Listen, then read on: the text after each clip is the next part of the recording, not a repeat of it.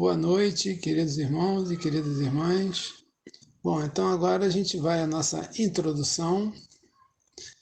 Como se divide o Livro dos Espíritos, né? Nós temos 4 partes, sendo a parte primeira composta pelas questões de 1 a 75. E do que trata a parte primeira? Das causas primárias. E que tem a sua correspondência, a sua ampliação no livro A Gênese, feito por Allan Kardec. E alguns podem pensar, mas 75 questões é pouco, né? Só 75? Mas são questões extremamente densas, filosóficas, de ordem científica, questões em que muitas vezes nós ficamos 2 encontros para tratar de alguma delas. A parte segunda é a parte mais interessante, pelo menos em termos de novidade, né? Foi onde Kardec abordou as comunicações entre o mundo material e o mundo espiritual, né? Onde Kardec fala em 613 é o número da última questão, e 76 é o número da primeira. Quase 550 questões acerca desse plano espiritual, o mundo dos espíritos, que se complementa no livro dos médiuns. A parte terceira já vai das questões 614 a 919. 919 é a grande reflexão de Santo Agostinho, que compõe as leis morais, que foi ampliada, né, e trazida através da obra O Evangelho segundo o Espiritismo. E, por último, a parte quarta, que trata das penas e consolações, que vai das questões 920 a 1019. Também podemos dizer que é uma parte pequena, né? Aproximadamente 100 questões, que foi também complementado no livro O Céu e o Inferno. E quem quiser se aprofundar um pouco mais na doutrina espírita, tem o livro As Obras Póstumas de Kardec, que foram escritos, né, que ele fez de forma tranquila, serena, sem nenhum tipo de obrigação. E ali nós vemos um outro Kardec, né, tratando de outros assuntos. É uma obra também interessante. Além, claro, dos volumes da Revista Espírita de Paris.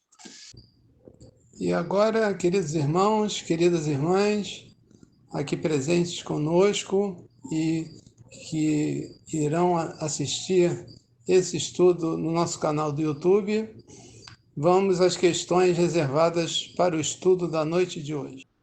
Boa noite a todos. Mais uma vez, é um prazer estar aqui para darmos continuidade ao estudo do Livro dos Espíritos.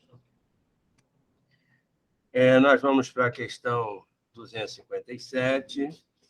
Ela faz parte do capítulo 6, Vida Espírita, e é o item 4. Trata de ensaio teórico sobre a sensação nos espíritos. Essa questão, ela toma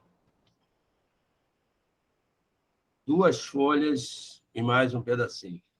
Ela é bastante grande e nós vamos caminhar um pouco com ela e aquilo que faltar, vamos ver a proposta, é uma continuidade de leitura para depois tirar dúvidas, que também seria uma boa ideia. Então, comecemos pelo título, porque são muitas informações. Ensaio teórico sobre a sensação nos espíritos. Eu quero iniciar, então, fazendo uma diferenciação muito importante. nós temos sensações, emoções e sentimentos. São diferentes. Sensações, emoções e sentimentos. O campo da sensação é aquilo que nós absorvemos, basicamente, através dos 5 sentidos, e aí mais um outro aspecto que seria da nossa intuição. São os 5 sentidos funcionando para que nós tenhamos as nossas sensações. As emoções nos são geradas, as emoções através dos acontecimentos, captado pelas sensações, e ela passando, muito simplificadamente, esse esclarecimento, pela nossa bagagem de entendimento, por todos os nossos aprendizados e tudo mais, vai passar pelo córtex pré-frontal para transformar-se, então, em um sentimento. Então, nossos amigos espirituais vão falar sobre sensações, que, para nós aqui, é esse contato corpóreo, né? Você tátil, olfativo, gustativo, visual, que nós temos através do nosso corpo físico. E eles vão nos explicar o que acontece com a parte sutil da nossa composição orgânica, né? O nosso perispírito e como isso vai afetar o espírito. Dizem os amigos espirituais, o corpo é o instrumento da dor.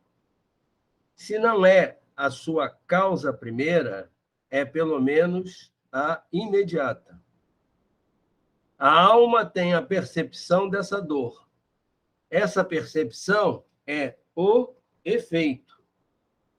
Então, aqui, obviamente, querendo dizer que já a dor acontecida no campo físico, no campo denso, a percepção dessa dor através da alma, e ele vai usar a expressão alma, a palavra alma, porque ele está se referindo a um espírito encarnado. Essa percepção da dor sentida é efeito, não causa. A lembrança que dela conserva pode ser muito penosa, mas não pode implicar em ação física. Então, é uma ação física implicada no corpo físico, que ele pode conservar uma lembrança muito penosa, mas que aconteceu na densidade da matéria.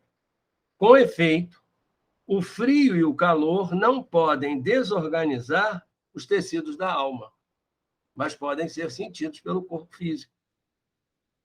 A alma não pode regelar-se nem queimar.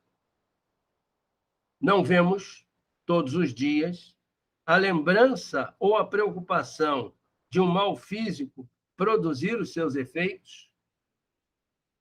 Então, isso aí é o trauma causado, fazendo com que o sujeito relembre aquilo que poderia que poderia lhe acontecer mais uma vez e ele entrar em sofrimento. Olha só, não vemos todos os dias a lembrança ou a preocupação de um mal físico produzir os seus efeitos e até mesmo ocasionar a morte.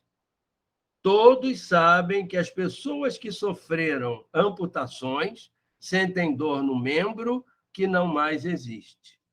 Aí há uma explicação da neurologia a respeito disso, mas ele já, naquela época, já trazendo esse aspecto à baila. Seguramente, não é esse membro a sede, nem o ponto de partida da dor. O cérebro conservou a impressão. Estudo. Olha como não podia deixar de ser clara a explicação dos nossos amigos espirituais. Podemos, portanto, supor que há qualquer coisa de semelhante nos sofrimentos dos espíritos depois da morte. Então, ele vai e coloca uma analogia entre o membro que foi retirado, cortado, que foi amputado, e a memória cerebral do sujeito. E ele faz essa analogia como algo semelhante no sofrimento dos espíritos após a morte, ou seja, guardando as lembranças daqueles sofrimentos, daqueles acontecimentos, trazendo consigo no corpo espiritual.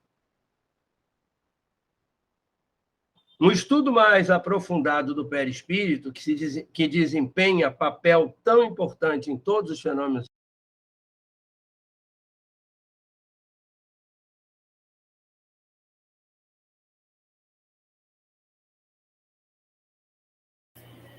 Sérgio, seu microfone fechou.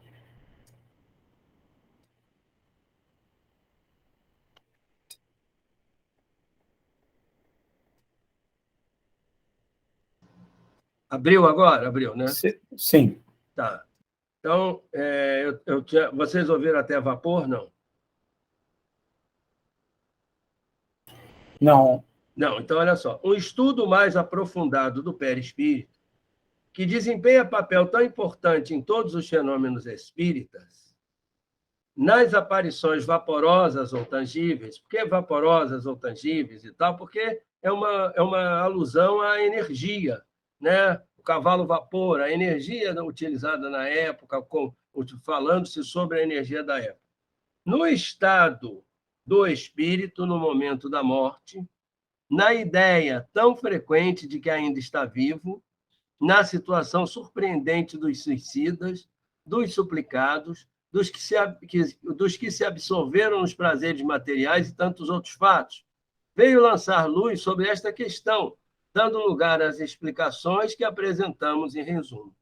Então, ele vai tentar explicar essa questão que, claramente, através dos relatos, vai abranger, notadamente, esses casos citados. O perispírito bom, deixa eu parar aqui nesse primeiro parágrafo. Por favor, hoje, nós estamos aqui, somos 8 pessoas, estamos em petit comitê, 8 amigos aqui conversando. Gostaria de dar uma parada nesse momento para perguntar o seguinte: alguém gostaria de fazer alguma colocação a respeito, para que a gente pudesse, então, continuar, algum esclarecimento a mais? Ô, Sérgio, só lembrar, né, que a doutrina espírita é rica, né, em livros que falam sobre o perispírito, né? Sim, é o perispírito, suas modelações, não é? Zambrini. Mas tem um outro, não, o perispírito, suas modelações do Luiz Gonzaga Pinheiro. Luiz Gonzaga Pinheiro. Né? Então, é uma energia, né? Um campo energético que recobre o nosso espírito, né? Que é responsável por muito dos fenômenos que a gente vê por aí, como hipnotismo, como degradação da forma e outras coisas mais, né? Sim. O professor Hernandes levantou a mão. Abre o microfone, Hernandes.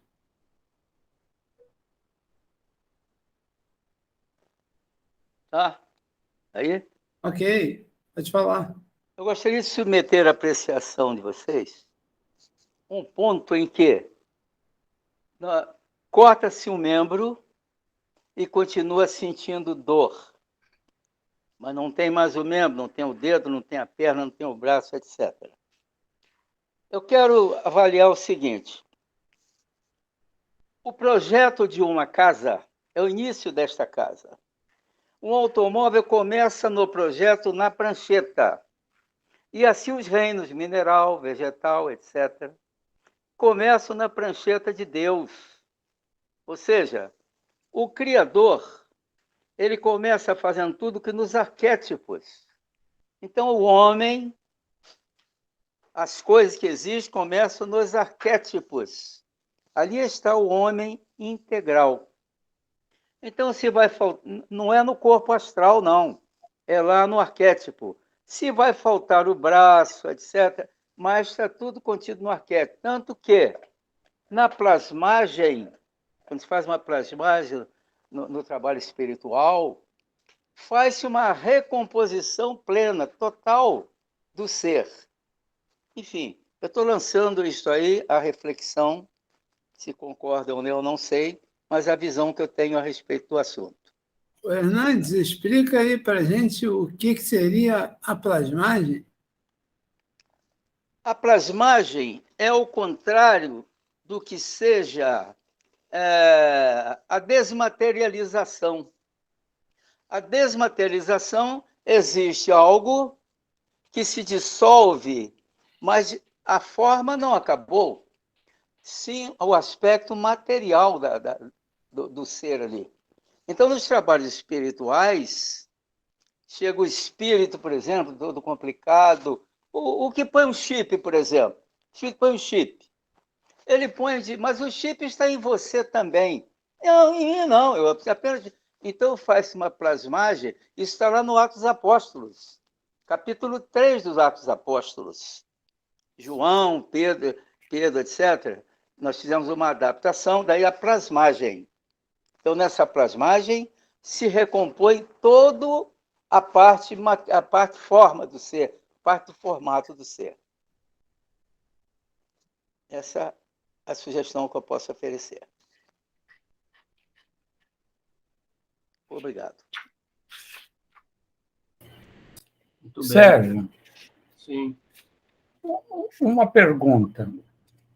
Sobre amputação, isso daí você já tinha comentado tudo. Aí me ocorreu aqui agora, como seria, né, se a gente reflete o perispírito, o corpo carnal, a pessoa que nasce, por exemplo, com defeito congênito, às vezes sem perna ou coisa... Como é que explica isso? Como é que seria isso? O perispírito estaria completo? Como é que é? Sim, o perispírito, segundo Ramatiz, né, numa exposição brilhante dele, né, um de seus livros, que agora está me contando, ele nos explica que há uma miniaturização do perispírito para que, naquele momento da fecundação, estejam presentes os três, né? O óvulo, o espermatozoide e o próprio perispírito. Porque ninguém vai fazer a forma, se ele é o modelador do corpo físico, ninguém vai fazer a forma, ninguém vai fazer o bolo colocando primeiro a massa e depois levando a forma. Então, tudo tem que estar junto, porque as células do corpo físico estarão mergulhadas nas células do perispírito, né? Estarão todas ali integradas. Muito bem. Quando você vai fazer o seu processo reencarnatório, quando você fizer o seu processo reencarnatório, o perispírito, ele, na sua concepção, na sua modelação, ele vai atender à necessidade da sua programação. Se ele precisa se modelar com o correr do tempo, com a falta, por exemplo, já no nascimento de um membro, é como se ele já estivesse assim estabelecido.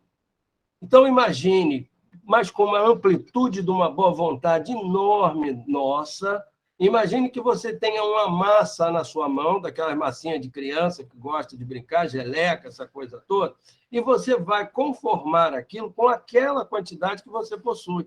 Então, você pode dar uma conformação maior ou menor, estabelecendo, através dessa qualidade do perispírito, desta qualidade dele de ajuste, você pode definir uma forma. Porque, senão, nós estaríamos partindo de um absurdo que seria o seguinte: o perispírito anterior ao problema que o sujeito teve, aonde está reservada uma memória, porque o perispírito é um corpo de memória, é o corpo das emoções. Ali estão as memórias registradas dos acontecimentos. Então, a gente imaginaria o seguinte: o perispírito anterior ao sujeito, ele estaria retirada uma parte dele, guardada onde, como e para quê e quando, se tudo faz parte do tesouro daquele sujeito. Então, é uma adequação dele para a programação reencarnatória do sujeito. Assim é que eu vejo. Não sei se eu lhe respondi. Sim, eu acho que eu entendi. Existe o perispírito, esse ponto que você colocou, anterior completo, mas numa nova reencarnação, de acordo com o plano reencarnatório, ele tem uma nova modelagem. Sim, imagine, por exemplo, o seguinte: vamos pensar de uma maneira mais fácil, quer dizer, eu acho que de compreensão um pouco mais fácil, que seja o seguinte: um sujeito, um espírito tem uma problemática psíquica, ele tem um problema, né? Um atraso mental nesta vida, propiciado pela sua programação reencarnatória, muitas vezes para que ele não se comprometa mais ainda, né? Uhum. Então, ele vem com essa deformidade. Suponhamos, então, que no sono, esse espírito, ele vá, no seu desdobramento, ele pode muito bem, no sono, ele, ao se desdobrar, ele pode ser levado pelo mundo espiritual para a complementação do seu aprendizado. André Luiz, através de seus exemplos, fica muito claro isso. Ele pode ser levado com a plenitude do seu entendimento, não com aquela limitação do corpo físico, da mente no corpo físico, com a plenitude do seu entendimento para continuar o seu aprendizado no plano espiritual e assistir uma palestra. Ele pode ter essa capacidade. Quando ele volta, ele já volta com a limitação. Por quê? Porque o corpo e a complexidade cerebral e as suas limitações é como se ele tivesse um programa de computador com uma capacidade maior do que o computador que ele roda. Entende? Se você pode ter um jogo, a garotada tem jogos, entendeu? Que tem uma necessidade poderosa. Então, ele precisa de um disco rígido, ele precisa de uma memória RAM extremamente forte também para ele rodar. Então, não adianta eu pegar isso e colocar num computador igual o meu, que é movido a lenha. Ele não vai rodar. Ele não vai rodar.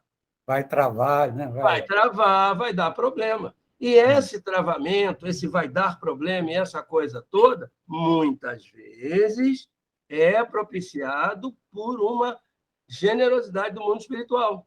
Muitas vezes é propiciado para que o sujeito não se comprometa mais ainda. Imagine um dos médicos alemães com todas aquelas experiências, médicos nazistas, com todas aquelas experiências que eles fizeram, e um sujeito extremamente inteligente, como foi... eu esqueci agora o nome do médico, vocês sabem, né? Eu esqueci o nome de um famoso médico alemão. Mengele? Mengele, Joseph Mengele. Imagine o Mengele, um sujeito inteligentíssimo e tudo mais, vai reencarnar, né? E você dá a ele toda a potencialidade mental dele. E ele não está ainda preparado, ou mergulhado no corpo físico, volta toda aquela prepotência, aquele espírito de que ele que é Deus, né? Encarnado com um poder sobre a mente, sobre a vida dos outros e tudo mais. Esse sujeito vai certamente causar uma série de transtornos. Eu estou dando um exemplo assim, bem amplo nós estamos aqui no campo da imaginação. Ele pode vir completamente limitado e vindo filho de um casal que foi de um campo de concentração lá, tendo a possibilidade de receber o aprendizado numa cama, paralisado de todo o amor dado por aquele casal. Então, é a maior dos aprendizados. E esse sujeito, ao desdobrar, ele precisa ter a concepção e o conhecimento do que está ocorrendo. Senão, ele não aprende. Entendeu, Itamar? Essa é uma concepção da minha parte. Ah, entendi. Obrigado, Sérgio. Professor Hernandes, quer falar? Levantou. Alô? Eu queria pegar uma carona aí com o Sérgio. Sérgio explicou praticamente tudo do perispírito. Modelo organizador biológico.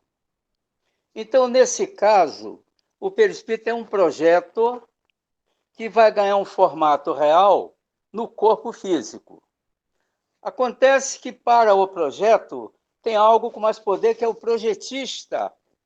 Aí é o campo mental. Ou seja, vamos dar um exemplo. Que cada um de nós fosse cooperar na própria reencarnação. Então, vai cabeça, membros, órgãos vitais, etc. e tal. Mas que, karmicamente, esse reencarnante fosse culpado ou responsável, por exemplo, para que alguém não tivesse um braço. Então, ele vem modelando, blá, blá, blá, chega no tal do braço esquerdo, por exemplo, ele não consegue fazer o projeto. Ele não tem uma concepção de como ele vai concluir aquilo. Portanto, pode vir um corpo mutilado. Ou seja, o débito kármico, que o Sérgio falou, o karma vai ser educativo, não é castigo, não. Educativo, se tu aprender ali, vai ter que aprender que nesta carência, nesse débito kármico, ele vai ficar privado disto. Portanto, o perispírito é o projeto, é o modelo organizador, mas acima dele tem o campo mental, que é o projetista. Se nós tivermos um débito kármico, realmente a nossa reencarnação será prejudicada em qualquer que seja a situação. Não sei se complementei o Sérgio, que a explicação que ele deu já foi plena, completa e legal. Obrigado aí. Então, obrigado, professor. Muito obrigado. Claro que sim. Ô, Sérgio, tem um livro, eu não estou lembrando agora, acho que é Missionários da Luz, que eles falam que antes da encarnação acho que do Sigismundo, né, eles analisam até os mapas cromossomiais dos futuros pais. Sim, claro. É um planejamento tão assim extraordinário, porque o mundo espiritual ele não improvisa, ele aproveita, mas ele não improvisa. Ele tem as opções A, B, C, D e E para tudo. É como se fosse aquele mapazinho, também, mais uma vez, hoje, com toda a generosidade de vocês das comparações, aqueles fluxogramas, né? Se fulano fizer não sei o quê, vem para cá. Se fizer assim, vai para lá. Se fizer não sei o quê, vai para lá. Claro, preservados o livre-arbítrio, né? Se fizer isso, vai assim, vai assado. Se aproveitar isso, vai fazer daquele jeito e tal. O mundo espiritual não fica atrás improvisando as coisas, não. Ele tem os seus pontos de passagem na nossa programação reencarnatória muito bem definidos. Eu vou fazer o seguinte, se vocês permitirem. Eu vou colocar aqui, olha, alguns aspectos, aí a gente tem certeza que abordou aspectos bem importantes e qualquer coisa na leitura geral desta questão, que é muito interessante, fundamental, porque traz uma série de explicações, eu vou aqui abordar alguns pontos, né, de que vão ser bastante interessantes para nós conversarmos. Fugindo, então, da leitura linear que eu estava fazendo. Vou ler aqui um aspecto. Olha só que coisa interessante, isso é muito importante. Questão de prova, lá da Escola da Ramatiz. Tomado do meio ambiente, esse envoltório, o perispírito, varia segundo a natureza dos mundos. Olha que coisa interessante. Pois se o perispírito é o modelador do corpo físico e nós temos uma composição bioquímica, o perispírito tem que ser compatível com os aspectos bioquímicos daquele mundo. Se eu for para um cuja organização é uma organização molecular diferenciada com até elementos novos, o perispírito será diferenciado. Ele também evolui.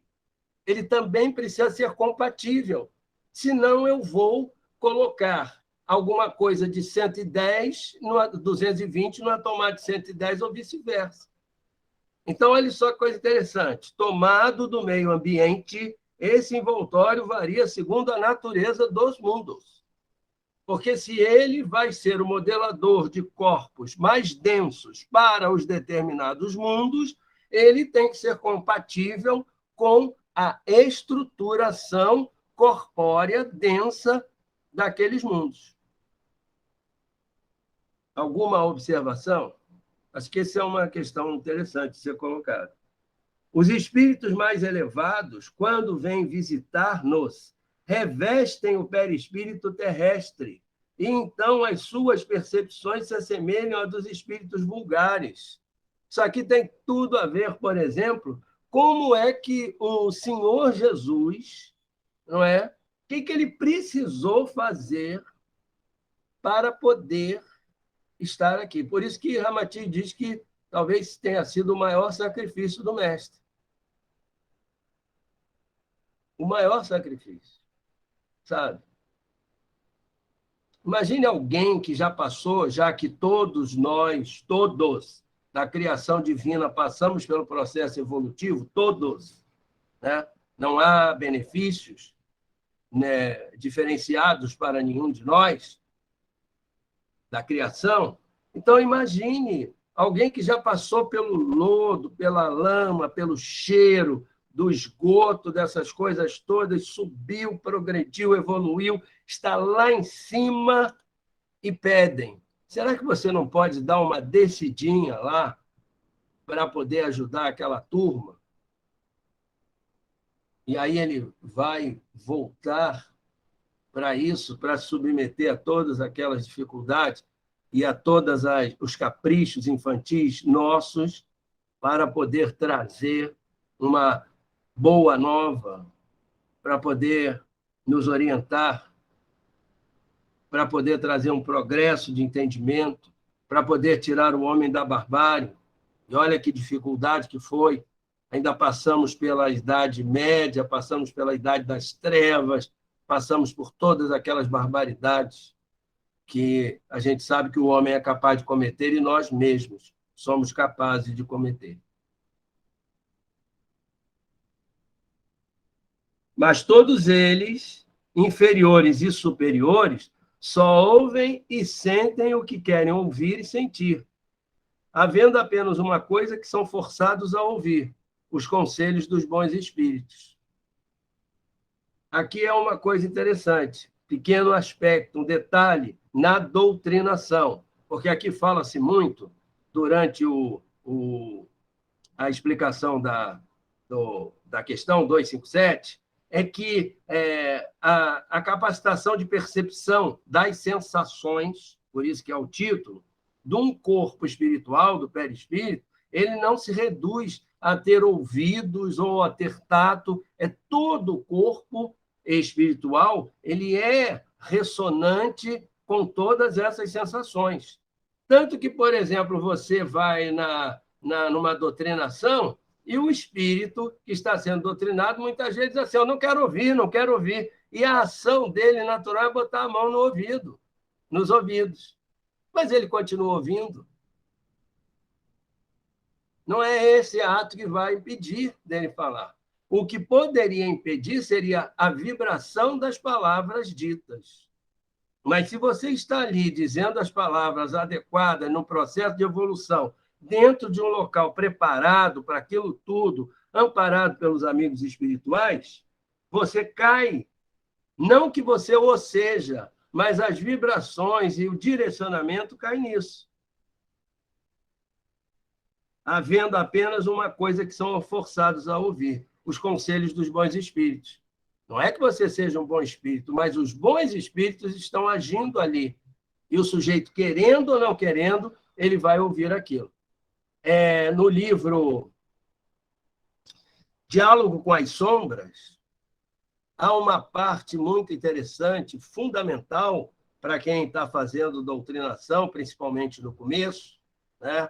Porque quando nós estamos fazendo a doutrinação, em muitas ocasiões, eu não quero dizer que todos tenham pensado dessa forma ou vivenciado dessa forma, mas eu gostaria de dizer que, lamentavelmente, em algum momento eu assim o fiz lá no começo do processo de doutrinação, ou processo de dialogação, como é dito agora com mais precisão, que é o seguinte: parece que a cada entidade que ele chega e que você convence é uma vitória.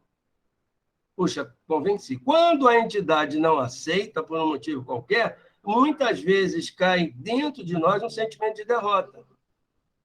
Isso é tão interessante que o autor do Diálogo com as Sombras, que é Hermínio C. de Miranda, ele vai dizer num instante que é o seguinte, que não é um diálogo de vencedor e vencido. E mais ainda, olha que coisa bonita que ele vai dizer. Mesmo aquela entidade que não quis ouvir absolutamente nada, provavelmente levada até pelos amigos espirituais de alguma forma, aquela entidade, mesmo aquela que disse que não quer ouvir nada, que foi rebelde ao que você falou, aquilo que você falou é uma semente que caiu naquele campo. E ele vai ficar com aquilo dentro de si.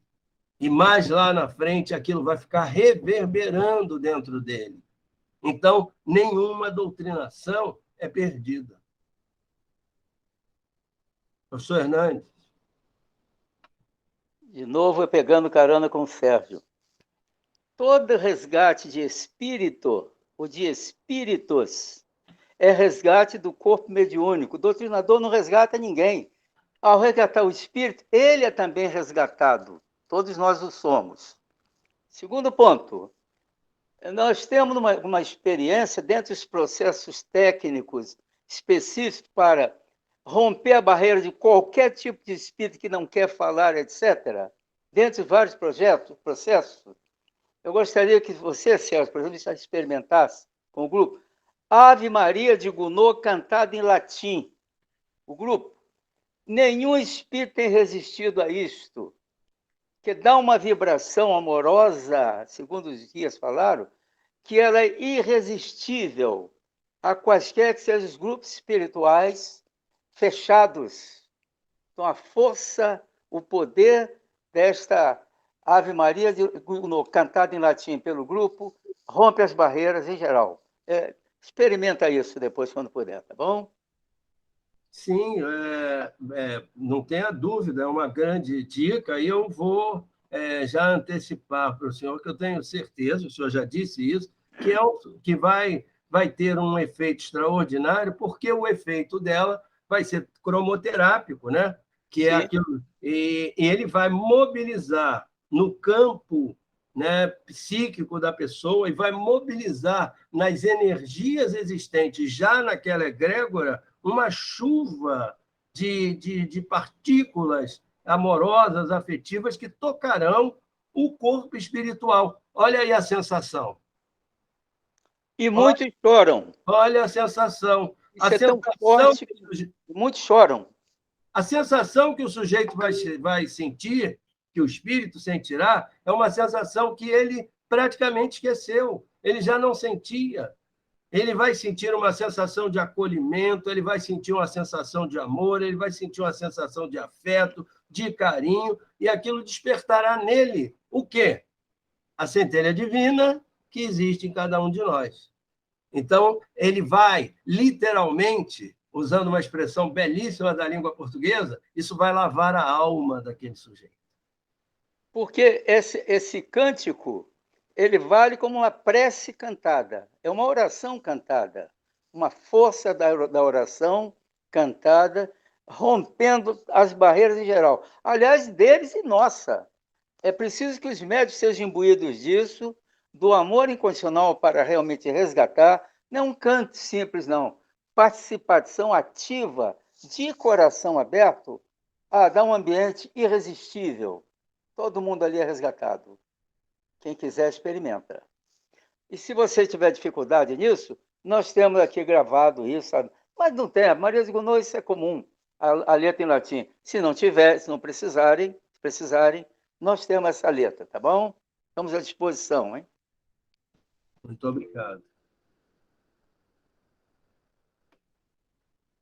O Paulo, embora seja uma questão extremamente... ela é grande, né? A sua...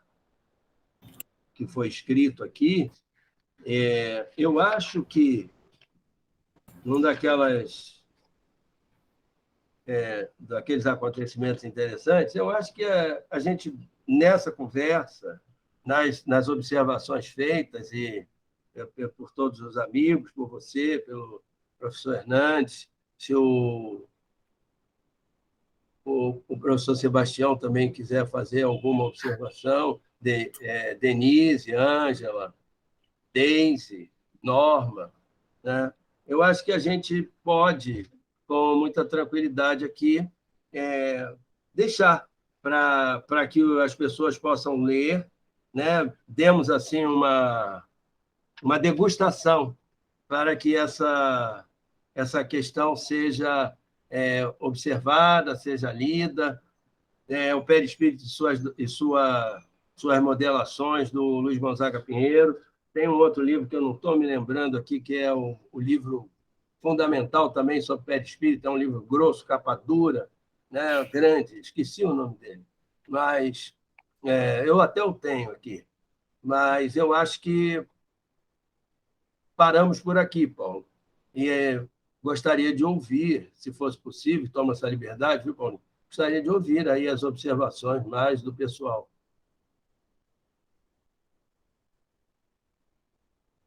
Alguém quer falar, gente?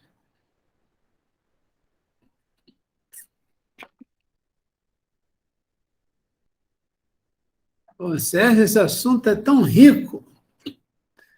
E na sexta-feira, né, no curso que a gente está fazendo de atendimento fraterno a desencarnados, foram 2 horas inteiras e mais uma terceira hora falando do corpo centenário. É muito material, é muita coisa para apreciar, para estudar, e nós vamos levando essa questão aí até quando for necessário, até quando esgotar o assunto. A gente, isso que você, por exemplo, a gente precisa entender que Kardec era um educador, não é? Então, as intervenções que a gente precisa fazer, e o mundo espiritual o inspirando também, fundamentalmente, Kardec era um educador. A gente não pode, de uma vez só, dizem aqui os espíritos, há um momento ali que é dito, aliás, não esse livro. Eu tenho aqui um livro que eu comprei, que eu estou encantado e quero passar para vocês a informação. Por favor, só um instantinho. Chama-se Psiquiatria Iluminada. É um livro extraordinário, é uma organização de 2 médicos gaúchos, Paulo Rogério Dalla Coleta de Aguiar e Carlos Eduardo Acioli Durgante. Psiquiatria Iluminada, eles pegam todas as informações de André Luiz, né, na coleção Nosso Lar, né, e trazem para... ordenam e organizam aqui num livro. Então, é excelente, aconselho a quem se interessar pelo assunto a ler. E aqui nesse livro ele faz uma observação que é muito importante, que nem tudo foi dado pelos espíritos de uma vez só, não é assim. É um processo de evolução, de aprendizado. Então, o Kardec ele vai limitar-se, nesse primeiro momento, ao entendimento de dizer sobre um corpo físico, o perispírito e o espírito. Ele não vai nem tratar do duplo etérico, nem da peculiaridade do perispírito, de como ele poderia ser, também usando uma analogia muito grande, que é essa das 7 etapas, das 7 variações, né? Então, as suas cascas, como um modelo de uma cebola, né? Kardec vai se concentrar apenas em chamar de perispírito. Não que ele não saiba mas é que, naquele momento, para aquilo que se propunha, era necessário que houvesse essa simplificação para entendimento. A partir daí, os estudiosos e a própria evolução do conhecimento e da ciência, né, que ela pudesse permitir que os entendimentos viessem a surgir, não é? Então, é isso que eu gostaria de fazer aqui, essa colocação. E com a teoria da relatividade, com tudo que os físicos descobriram, né? Século XX, 30, estão descobrindo até agora, das subpartículas, ficou muito mais fácil, né, entender essa transição de matéria e energia, né? Dos campos eletromagnéticos. Sim, sim. Mas ficou, Paulinho, perdão, desculpa, mas olha só, a confusão, entre aspas, da física quântica, os paradoxos da física quântica, tá certo? Eles vieram trazer para o homem, para quem quer entender e prestar atenção, eles vieram trazer a incerteza, mas a incerteza produtiva, positiva, a incerteza de abrir a mente, de abrir o conhecimento para novidades. Aquilo que parecia estático, aquilo que parecia já definido na concepção newtoniana, que serve muito bem para mandar o homem à Lua, é a física do Newton, né? Mas, nessa concepção, ela vem com Max Planck, ela vem com uma novidade, a física quântica, né?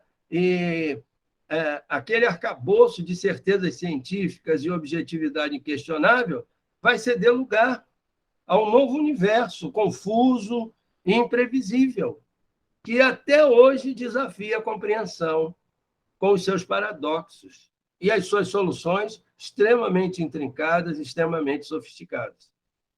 Então, aí abre o espaço para que o sujeito possa, através disso, dizer há alguma coisa a mais. Pode haver alguma coisa que eu não sei. Eu tenho que abrir espaço para o entendimento, eu tenho que ser mais aberto para as coisas, eu não posso ficar engessado. Ficou provado que o meu conhecimento é restrito, que eu tenho que abrir, né, a minha mente para saber se grande parte do universo, eu não sei o que é, que a grande parte do universo é composto dos buracos negros, eu não sei nem o que é isso. Acho que foi bom, Paulinho. Sendo de notar também aí, que com relação à física quântica, por exemplo, o elétron que é negativo, mas o elétron espiritual, ele é positivo e com um poder imensamente maior que o elétron da física. O elétron espiritual tem N aplicações aí no trabalho de resgate dos espíritos. Uma oportunidade, a gente mostra isso, tá bom? O que antes era certeza, né? Quando você falou da incerteza, eu lembrei aqui do Heisenberg, né? Uhum.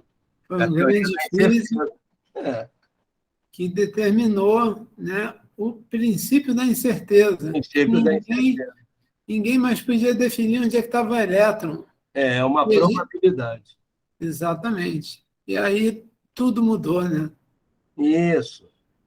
O doutor Azevedo, né, Lacerda, ele, que é o pai da apometria, né, ele, no seu livro, ele apresenta um aspecto indo ao encontro do que o professor Hernandes está dizendo, que é a mudança de rotação, o spin dos elétrons no processo de apaziguamento com os trabalhadores de magia. Ele traz essa possibilidade para que o sujeito ele fique envolvido nas energias, como se fosse, de uma certa forma, aprisionado, né? E ele vai, então, perder a sua força, e ele propõe a mudança de rotação, que é o spin, né? Spin em inglês, né? A rotação. É isso. 7 horas, Paulinho. Foi encantador eu estar aí com vocês, hein? Então, depois desse banho de conhecimento, é só um banho de amor com a prece da Norma, né, Norma? Faz para a gente? Perfeitamente, Paulinho. Gratidão, Sérgio. Gratidão, seu Hernandes e todos que trouxeram tanto conhecimento para a gente. Vamos à nossa prece final. Graças a Deus. Obrigada, Senhor da vida, por essa oportunidade abençoada de enriquecimento do conhecimento, das verdades que nos são trazidas. Obrigada, guias e mentores amigos que aqui estiveram inspirando os irmãos que fizeram uso da palavra. Gratidão à nossa Mãe Santíssima, mas, sobretudo, gratidão ao nosso Pai Maior, a quem pedimos muita proteção para cada um de nós, para os nossos familiares, e a devida permissão para encerrarmos o nosso estudo da noite de hoje, dando juntos graças a Deus.